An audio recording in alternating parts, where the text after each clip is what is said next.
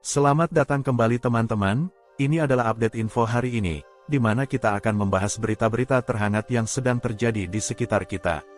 Kisah Belanda rela lepas New York. Sejarah New York pada abad ke-17. Pada awalnya, wilayah tersebut disebut New Netherland, dan kota utamanya adalah New Amsterdam, yang kemudian menjadi New York City setelah Inggris merebutnya pada tahun 1664. Di sisi lain, kemerdekaan Indonesia dari penjajahan Belanda terjadi pada tanggal 17 Agustus tahun 1945. Proses diplomasi dan perjuangan kemerdekaan Indonesia melibatkan perundingan dan konflik di antara kedua pihak. Belanda awalnya berusaha mempertahankan kendali kolonialnya di Indonesia setelah Perang Dunia II, tetapi tekanan internasional dan perlawanan keras dari rakyat Indonesia mengarah pada pengakuan kemerdekaan Indonesia pada tahun 1949.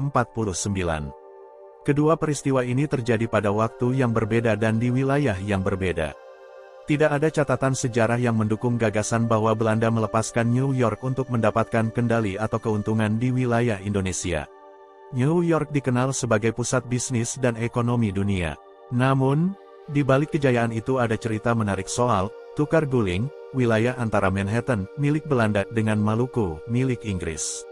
Pada tanggal 2 Februari tahun 1653, Belanda mendirikan kota New Amsterdam sebagai tanda kekuasaan di Amerika. Sayang, Belanda tidak bisa tenang menguasai kota kecil ini. Inggris yang lebih dulu berkuasa terus mengganggunya. Inggris percaya kalau New Amsterdam sebagai kota pelabuhan akan lebih maju di masa depan. Alhasil, terjadilah beberapa pertempuran sengit, hingga akhirnya mengantarkan kedua negara pada satu perjanjian penting bernama Treaty of Breda pada tanggal 31 Juli tahun 1667.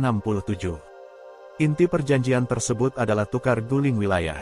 Pulau Ran di Maluku yang dikuasai Inggris harus diserahkan ke Belanda, sedangkan Belanda harus menyerahkan New Amsterdam ke Inggris. Alasan kuat Belanda rela melepas kota penting di Amerika demi sebuah pulau di Maluku tentu berkaitan dengan rempah-rempah. Kala itu, Pulau Ran jadi satu-satunya pulau yang ditumbuhi pohon pala meski hanya seluas 330 hektar atau setara 4 kali luas Monas. Pikir Belanda, dengan menguasai Pulau Ran keuntungan melimpah bisa didapat. Sebab, saat itu permintaan rempah-rempah di Eropa sedang tinggi-tingginya. Beranjak dari sinilah, Belanda menyetujui isi perjanjian. Pulau Ran lalu dimiliki Belanda. Sementara, New Amsterdam diakuisisi Inggris.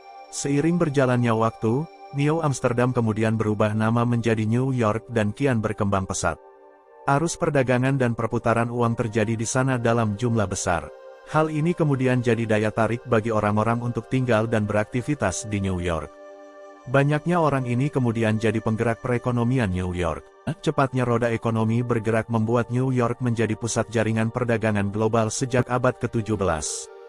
Terlebih usai berdiri kawasan Wall Street sebagai tempat investasi dengan hadirnya New York Stock and Exchange Board (NYSE) pada 1817. Keberadaan bursa efek baru itu kemudian menjadi penambah daya tarik New York.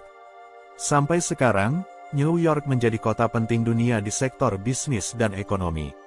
Sayang, kesuksesan New York tidak terjadi pada Pulau Ran.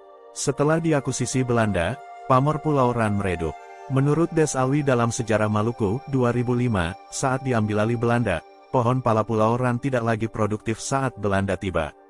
Rupanya Inggris telah memindahkan tanaman pala ke beberapa negeri koloninya. Alhasil, Belanda pun harus menerima nasib. Setelah ratusan tahun kemudian, nasib Belanda tetap sama. Sampai Indonesia merdeka, Pulau Ran tak lagi terdengar gaungnya.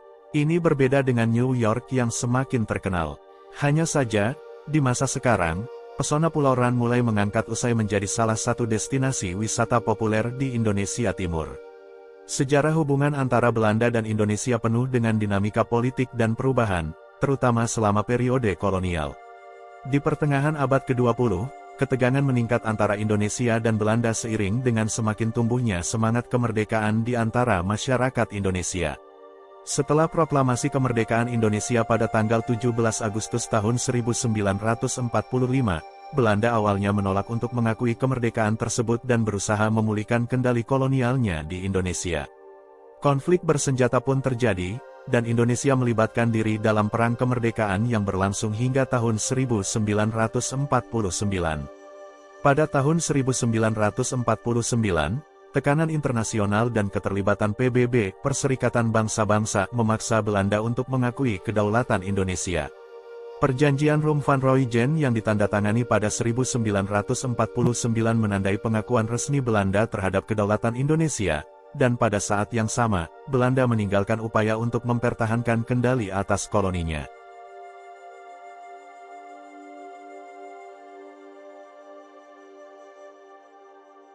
Itulah rangkuman berita terkini dari kami di Info hari ini. Terima kasih sudah menyaksikan. Jangan lupa berlangganan dan tekan lonceng notifikasi agar tidak ketinggalan informasi penting berikutnya dan sampai jumpa.